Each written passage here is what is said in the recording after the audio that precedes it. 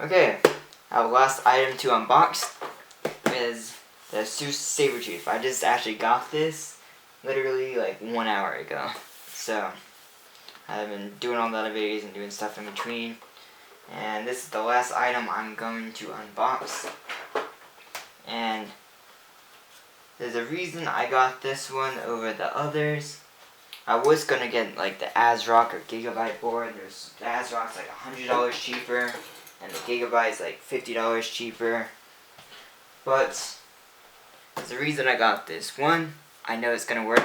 Like, it's gonna have good performance. It's gonna overclock well. I don't have to worry about it. The others, they have improved the overclock just as well. It's just they're kind of finicky, I think, sometimes. So it seems like they can't for sure get the overclock versus this one has a much better chance, it seems. And 5-year warranty, none of the others had that. They're tough TUF components, so that's really nice. Go through like a list of some of the basic features. I guess you can't really see that. Thermal armor, I'll show that later. Thermal radar, a ton of temperature sensors, kind of like that.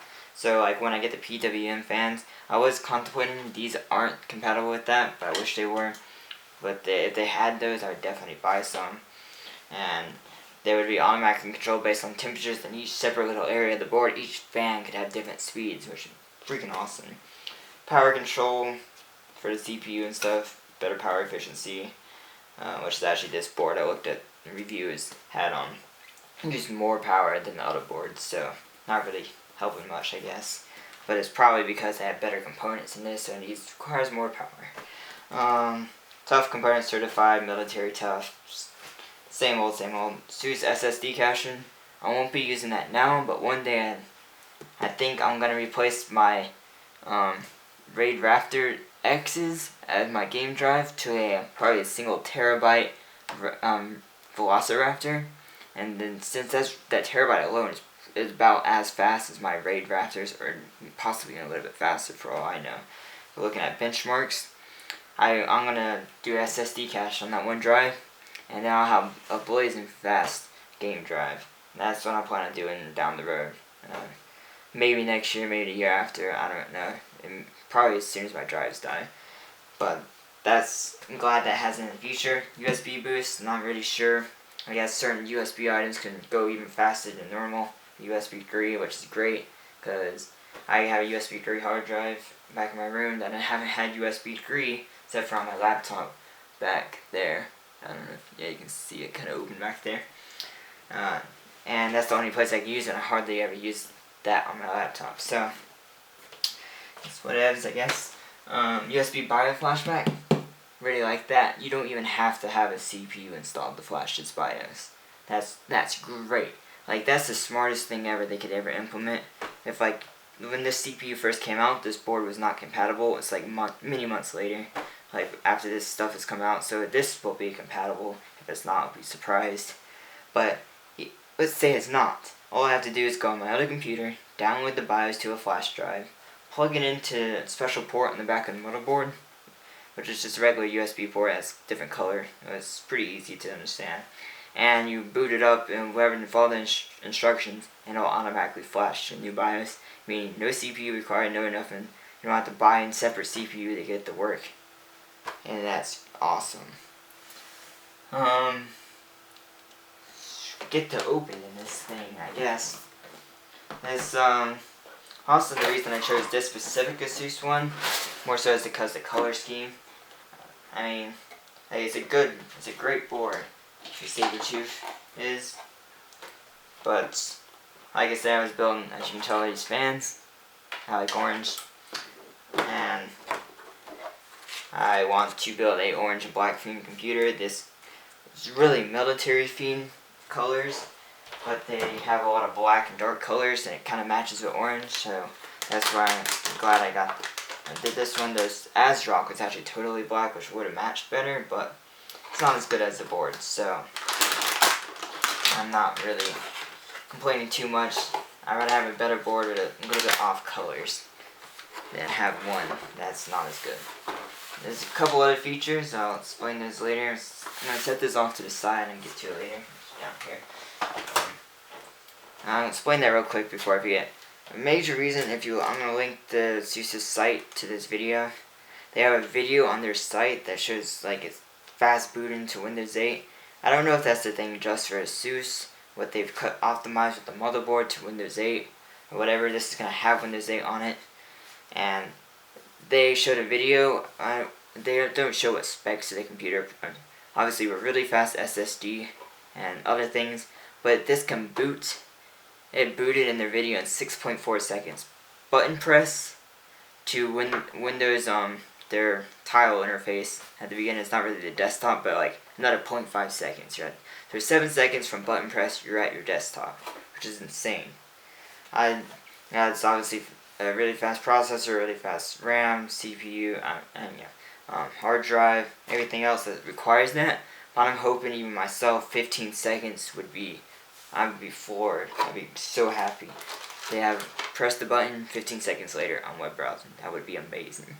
That's why I don't know if this specifically this motherboard has that, or if every other one does. But if it cuts 15 seconds off my boot time, that makes it just that much more worth the price difference. Okay, let's get into the parts that come with this. This is a SLI bridge. I guess it could probably use this crossfire too, I'm not sure. It says SLI on it. So I'm going to assume that. And that's I'm going to be using one day to, what was I going to say? Probably 90 times soon, maybe at the very end of next year, if I'm lucky. I'm planning on getting the GTX 770. They replace my 560 Ti next spring when those come out. And then I won't be able to afford a new card anytime soon, or probably have a need for it. But that's there for me to use it, which is a nice addition. It's like, what, 10 cents for them to make one. These are really nice. It seems like a Asus thing that includes these little things. These go into your headers on your motherboard, and you connect your power button, your power LED, your hard drive LED light, your reset switch to these, and then you just plug it into the motherboard without having all these individual little small cables. If you've built a computer before, you understand that it's a pain to get those cables in and in the right spot and everything else. So it's really nice they include these in the Asus, and they have one USB adapter that's the same way, so it's easy to plug them in. I'm glad they have that. Put this down there. Okay, a fan. This actually goes into the motherboard somewhere. This might be the South Bridge fan. Not entirely sure, but this is I feel like this must be like control. I'm not exactly sure if this is like automatically controlled, if it just runs at constant speed. But that's to help cool components, and that's one reason why it's tough, TUF. And it helps stay cool. It's active cooling versus passive. That's nice. And it probably won't be noticeable noise, I hope. Comes with black SATA cables. That's nice. I like they came with some black SATA cables, right angled. Don't know how well. I guess it came with 6 SATA cables. That's nice. I don't know how well. It's right. They're all right angles. So I don't know what angle it's gonna be. So I might use the ones I had previously, which are orange and black, or I might use these. It'll just depend on how I set up the case. I don't even have a clue yet. I'm probably gonna change some things around. But it's nice they included 6 SATA cables if you don't have any. So that's a nice addition. The I/O panel. There you go. It seems like on my last Asus, they have like a little cushion here. That's not. Seems like a small, minor detail, but it's nice because I had a cheap XFX motherboard, and it did not have this, and it's like the thing wouldn't stay in. Like, it's nice to have an I/O panel that works, and it's like not a pain to put in and stays where it's supposed to go. So that's nice. Okay. Anyways, that's nice. I might actually put that on my case as a decal or a sticker or something. That's really cool. And they actually didn't show it in different unboxings, but that's nice. Since my case is acrylic, it can go right on the side, and I don't know, it'll work. That's cool. Set that off over here. This little thing, I'm not even sure what this is. It must be, there were 2 tiny screws. It must be for the fan, I guess, to go on the motherboard. That little fan I showed before. Set that off to the side as well. I actually have an installation, which I'm probably going to end up reading this because I've never installed the 2011 and I've heard it's different. You can install it backwards. So I'm going to read this to make sure I do it right. And if you haven't installed one before, don't be ignorant and read it the first time so you do it right the first time. Yeah, which is what I'm going to do. I mean it's probably no different. It looks like you just pop it in. But I guess they've changed it somehow that it could go in backwards. We'll see, I guess. Sorry about that again. My camera stopped recording. I finished the thing with the installation CPU. I only have like 4 minutes left of recording time, so I'm gonna get through this really fast.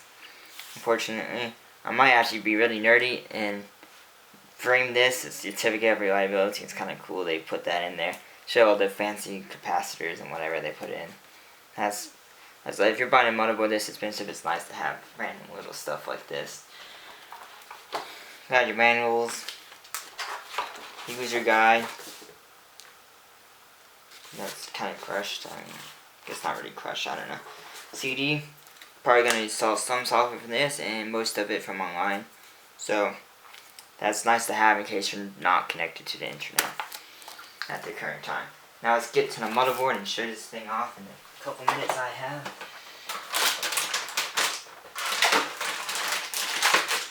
Oh gosh. Get this case off here. Motherboard's actually, I watched some reviews and it says it's pretty heavy. I'd say it's heavy.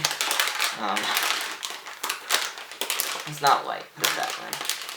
So, this is really, it's just because there's so much heat sink on this. Put this down. I have the two RAM ports here. It's like the colors are definitely different than what shows online. Black here, that's the same. It looks cool. A feature I noticed online that looks like what this is made for. There's a little slit right here. I think I can even show you in the video.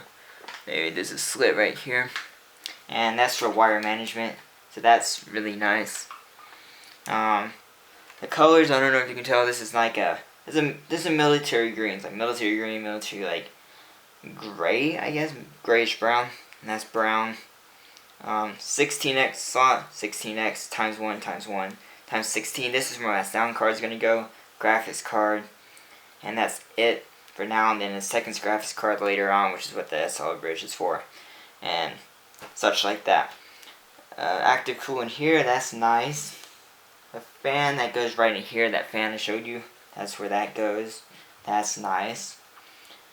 It's overall just a really high quality motherboard. I hope everything works. If you have any questions, please comment below. I'll try and answer them as well as I can, or if I can.